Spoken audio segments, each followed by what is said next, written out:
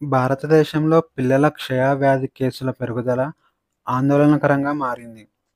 2020 నుండి 2024 వరకు 14 సంవత్సరాల కంటే తక్కువ వయసున్న పిల్లలలో 38% ఈ కేసుల పెరుగుదల ఉంది. 2020వ సంవత్సరంలో 102,090 కేసులు ఉండగా, 2024 సంవత్సరంలో 141,182 కేసులకు పెరిగాయి. పోషకాహార లోపం కుటుంబ జన్యుపరంగా ఈ వ్యాధి పిల్లలలో సంభవిస్తుంది. 2030 నాటికి సుస్థిర అభివృద్ధి లక్ష్యాలలో టీబీ నిర్మూలన లక్ష్యంగా పెట్టుకున్నప్పటికీ, 2025 నాటికి పూర్తిగా టీబీని నిర్మూలించాలని భారతదేశం లక్ష్యంగా పెట్టుకుంది. పిల్లల్లో టీబీని ఎదుర్కోవడానికి బీసీజీ టీకాను అందుబాటులోకి తెచ్చింది. నమామి గంగే మిషన్ 2.0 అనేది 2014లో ప్రారంభించిన నమామి గంగే కార్యక్రమానికి కొనసాగింపు. నమామి గంగే గురించి తెలుసుకుందాం. గంగానది కాలుష్యాన్ని తగ్గించడం ఈ ప్రాజెక్టు యొక్క లక్ష్యం. అలాగే గంగానది రక్షణ మరియు పునరుజ్జీవం అనే 2 లక్ష్యాలను పెట్టుకుంది. దీనికోసం 20,000 కోట్లు కేటాయించబడింది. ఇక 2025-26 సంవత్సరానికి 3,400 కోట్లు కేటాయించబడింది. మురుగునీటి శుద్ధి సామర్థ్యాన్ని పెంచడం, నీటి నాణ్యతను మెరుగుపరచడం లక్ష్యంగా పెట్టుకుంది. నమామి గంగే 2.0లో భాగంగా నదీ తీర అభివృద్ధి, నదీ ఉపరితలాలను మెరుగుపరచడం, తీర ప్రాంత అటవీకరణ అభివృద్ధి చేయాలని నిర్ణయించుకుంది. పంజాబ్ ప్రభుత్వం పర్యావరణ కాలుష్య తగ్గింపుకు హైబ్రిడ్ వరి రకాల సాగుపై నిషేధం విధించింది. అధిక పంట దిగుబడికి హైబ్రిడ్ రకాలు ముఖ్యమని రైతులు వాదిస్తున్నారు. పంజాబ్లో దాదాపు 3.2 మిలియన్ హెక్టార్లలో వరిని పండిస్తున్నారు. ఇందులో 5-6% హైబ్రిడ్ వరినే పండిస్తున్నారు. ప్రతి సంవత్సరం ఏప్రిల్ 13న సియాచిన్ డేగా జరుపుకుంటారు.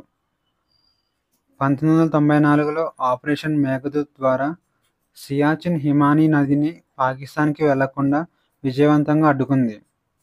అందుకే ఏప్రిల్ 13ను సియాచిన్ డేగా జరుపుకుంటారు.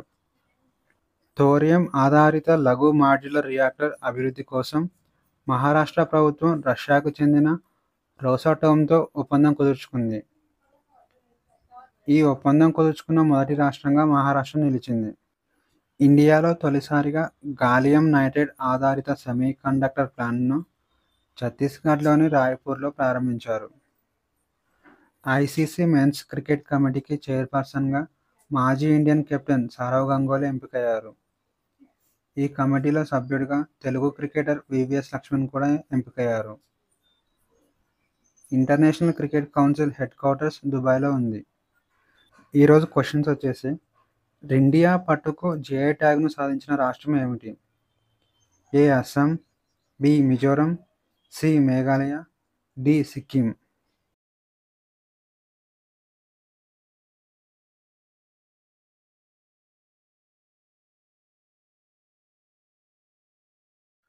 ఆన్సర్ వచ్చేసి సి మేఘాలయ. ఇటీవల వార్తల్లో కనిపించిన మౌంట్ స్పర్ ఏ దేశంలో ఉంది? A Indonesia, B United States, C Japan, D China.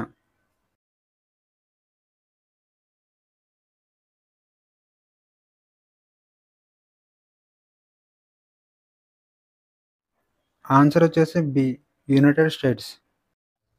ఏ రాష్ట్ర ప్రభుత్వం డాక్టర్ బిఆర్ అంబేద్కర్ అభయారణ్య అనే కొత్త వన్యప్రాణుల అభయారణ్యాన్ని ప్రకటించింది? A Madhya Pradesh, B Odisha, C Gujarat, D Karnataka.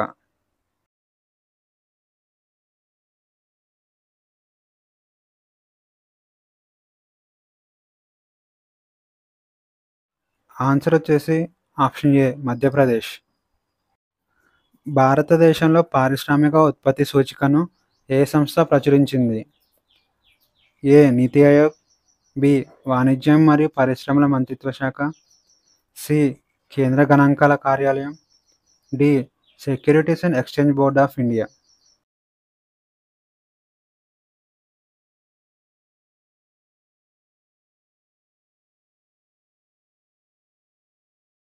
Answer వచ్చేసి సి కేంద్ర గణాంకాల కార్యాలయం.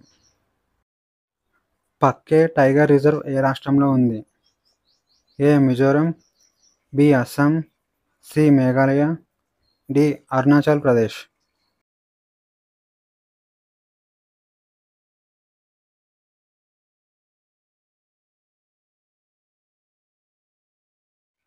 ఆన్సర్ వచ్చేసి డి అరుణాచల్ ప్రదేశ్.